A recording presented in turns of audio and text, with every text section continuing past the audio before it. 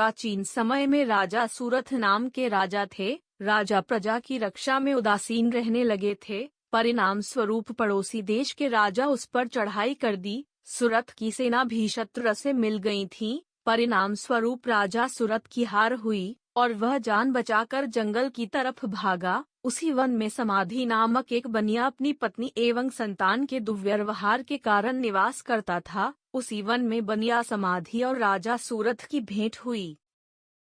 दोनों का परस्पर परिचय हुआ। वे दोनों घूमते हुए महर्षि मेघा के आश्रम में पहुँचे। महर्षि मेघा ने उन दोनों के आने का कारण पूछा तो वे दोनों बोले, हम अपने सगे संबंधियों द्वारा अपमानित एवं तिरस्कृत होने पर भी हमारे हृदय में उनका मोह बना हुआ है। इसका कारण क्या है? महर्षि मेघा ने उन्हें समझाया कि मन शक्ति के अधीन होता है और आदि शक्ति के विद्या और विद्या दो रूप है। विद्या ज्ञान स्वरूप है और अविद्या अज्ञान स्वरूप। जो व्यक्ति अविद्या के अधिकरण रूप में उपासना करते हैं, उन्हें वे विद्या स्वरूप प्राप्त होकर मोक्ष प्रदान करती हैं। इतना सुनकर राजा सूरथ ने प्रश्न किया, हे महर्षि, देवी कौन है?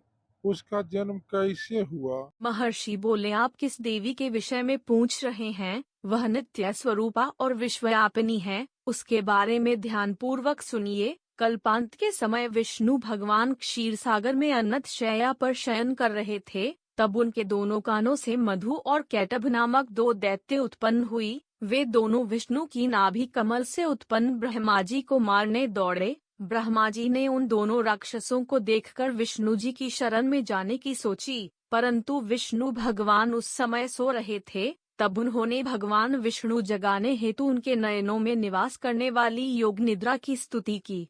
परिणाम स्वरूप तमोगुण अधिष्ठात्री देवी विष्णु भगवान के नेत्र, नासिका, मुख तथा हृदय से निकलकर ब्रह्मा जी के सामने उपस्थित हो गई। योग निद्रा के निकलते ही विष्णु भगवान उठकर बैठ गए। भगवान विष्णु और उन राक्षसों में 5000 साल युद्ध चलता रहा। अंत में मधु और कैटभ दोनों राक्षस मारे गए। ऋषि बोले, अब ब्रह्मा जी की स्तुति से उत्पन्न महामाया देवी की वीरता तथा प्रभाव का वर्णन करता हूँ, उसे ध्यान पूर्वक सुनो। एक समय देवताओं के स्वामी इंद्र तथा दैत्यों के स्वामी महिषासुर में सैकड़ों वर्षों तक घनघोर संग्राम हुआ। इस युद्ध में देवराज इंद्र की पराजय हुई और महिषासुर इंद्रलोक का स्वामी बन बैठा। अब देवतागण ब्रह्मा जी के नेतृत्व में भगवान विष्णु और शंकर भगवान की शरण में गए। देवताओं की बात सुनकर भगवान विष्णु तथा भगवान शंकर क्रोधित हुए। भगवान विष्णु के मुख तथा ब्रह्मा जी और शिव जी तथा इंद्र आदि के शरीर से एक तेज पुंज निकाला,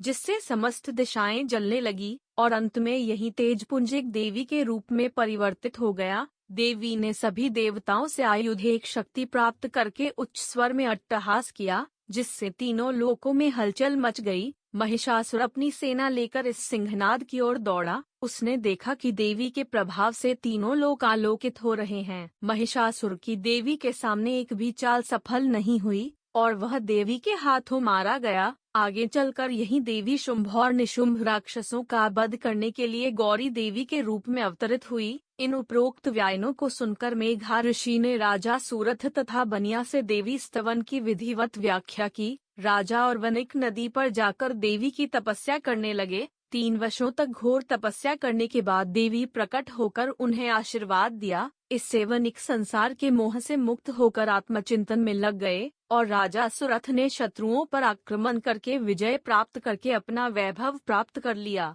आशा करते हैं कि हमारे द्वारा सुनाई गई कथा पसंद आई होगी। अगर आपको वीडियो पसंद आया है तो वीडियो को लाइक, सब्सक्राइब जरूर करें और कमेंट्स में हर हर महादेव जरूर लिखें।